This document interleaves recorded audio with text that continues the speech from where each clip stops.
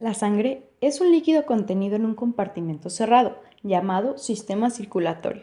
Forma parte del tejido conectivo y está compuesta por células, fragmentos celulares y plasma. Presenta un color rojo característico debido a la presencia de hemoglobina, pigmento presente en los eritrocitos. Puede variar del rojo claro y brillante al rojo oscuro y negruzco de acuerdo con su estado de oxigenación. Su pH se encuentra entre 7.35 a 7.45. El tejido productor de sangre está localizado entre las trabéculas del hueso esponjoso y se conoce como médula ósea roja.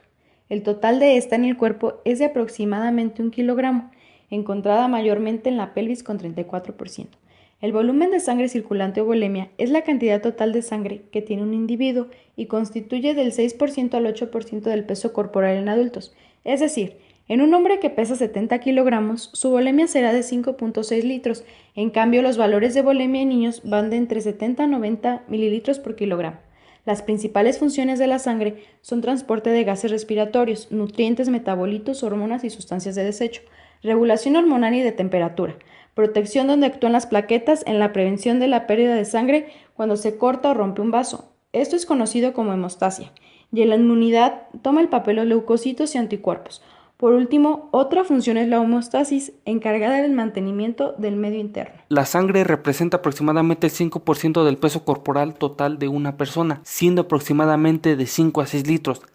La sangre está compuesta por plasma y elementos formes. Los elementos formes constituyen el 45% del volumen total de la sangre, mientras que el plasma constituye el 55%. El plasma está conformado por un 91% de agua, un 7% de proteínas y un 2% de otros solutos. Del 7% de proteínas está conformado por albúmina, que representa el 58%, y se encarga de la presión osmótica que regula el paso del agua y solutos a través de los capilares. El 38% es de globulinas, que se encargan de la defensa del organismo frente a las infecciones. Estas se dividen en alfa globulinas, beta globulinas y gamma globulinas. El 4% de proteínas son proteínas de coagulación, como el fibrinógeno y la protrombina. Por último, con 2% de la composición total del plasma encontramos otros solutos, por ejemplo, electrolitos como sodio, calcio, potasio, zinc, hierro, cloro, magnesio y fósforo, así como diversos compuestos orgánicos como la glucosa, aminoácidos, vitaminas, hormonas, ácidos grasos, productos de desechos y sustancias reguladoras. También encontramos lípidos como el colesterol, triglicéridos, fosfolípidos, los cuales son los tres principales. Y finalmente encontramos sustancias de desecho como ácido úrico, nitrógeno ureico y creatinina y bilirrubina. Las funciones de la sangre se dan en funciones celulares realizadas por las células sanguíneas y funciones plasmáticas realizadas por el plasma. Las funciones celulares son el transporte de gases realizada por los eritrocitos, también la distribución de células de la defensa como lo son los leucocitos, distribución de plaquetas y también reparación de daño vascular y tisular regulada por los leucocitos. Las funciones plasmáticas son transporte de nutrientes, transporte de iones, transporte de hormonas, transporte de anticuerpos, transporte de sustancias de desecho, regulación del medio interno y hemostasia. Los elementos formes de la sangre están conformados por todas las células sanguíneas, como lo son los eritrocitos o glóbulos rojos, leucocitos o glóbulos blancos y plaquetas. Los eritrocitos son el elemento forme más abundante en la sangre, el cual va de 4.1 a 6.3 millones sobre milímetro cúbico. Los eritrocitos son producidos en la médula ósea mediante la eritropoiesis, que es el proceso por el cual se crean estos.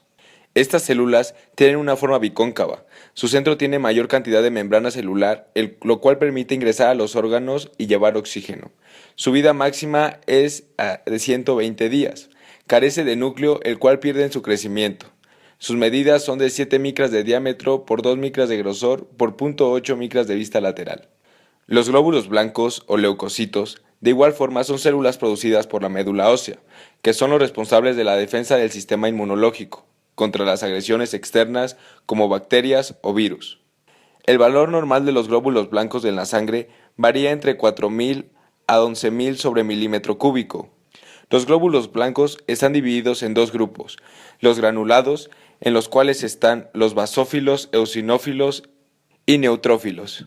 A su vez, en los grupos de agranulado están los monocitos y linfocitos. Las plaquetas juegan un papel muy importante en los procesos de coagulación.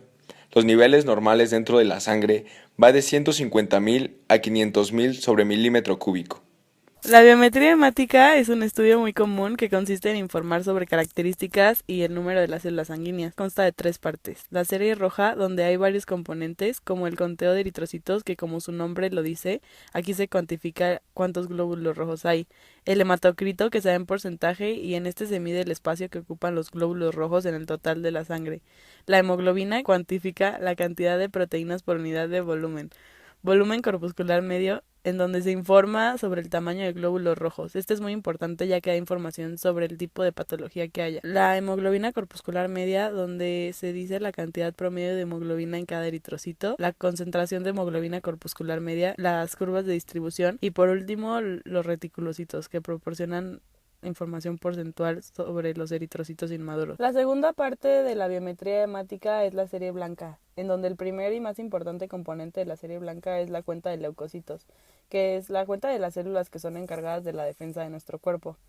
Y ahí mismo se da el conteo diferencial, donde se ve el conteo de cada tipo de leucocito por separado. Esto es muy importante porque el aumento de alguno de estos se debe a razones diferentes. Por ejemplo, el aumento de neutrófilos habla de infecciones bacterianas, el aumento de eosinófilos de alergia o parasitosis, y el aumento de basófilos habla de alergia. La tercera parte de la biometría hemática es la serie plaquetaria, donde se estudian las plaquetas, las cuales son encargadas de la coagulación y se informa sobre su cantidad, el plaquetocrito y el volumen plaquetario medio.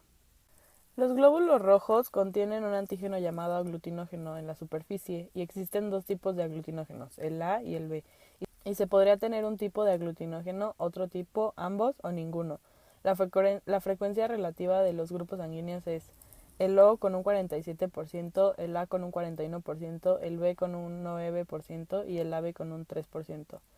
Entonces, tener cualquiera de estos antígenos significa que tu sistema inmune lo reconocerá como propio y no liberará ningún anticuerpo. Las personas que tienen antígenos A cuentan con un anticuerpo que reconoce y ataca el B. El grupo B tiene anticuerpos que ataca y reconoce al A. El grupo AB tiene los 2 antígenos, entonces no tiene anticuerpos. Por el otro lado, el grupo O no cuenta con ningún antígeno, por eso cuenta con los anticuerpos anti-A y anti-B. Otro sistema es el sistema RH, que es una colección de 50 tipos de antígenos, pero solo se tiene en cuenta uno de ellos. Si cuentas con él, eres RH positivo, y si no lo tienes, eres RH negativo, y tendrás anticuerpos RH. Así como se tienen 8 grupos sanguíneos diferentes, A positivo negativo, B positivo negativo, AB positivo negativo y O positivo negativo. Conociendo esto, sabemos la importancia de la transfusión de la sangre. Una persona del grupo A podrá donar sangre a quien no tenga anticuerpos de dicho antígeno, o sea, A o AB. El grupo B funciona de la misma manera, excepto que al revés. El grupo AB, al tener los 2 tipos de antígenos, solo podrá donar sangre al grupo AB. Y en el caso del grupo O, al no tener antígenos, podrá donar sangre a todos los grupos.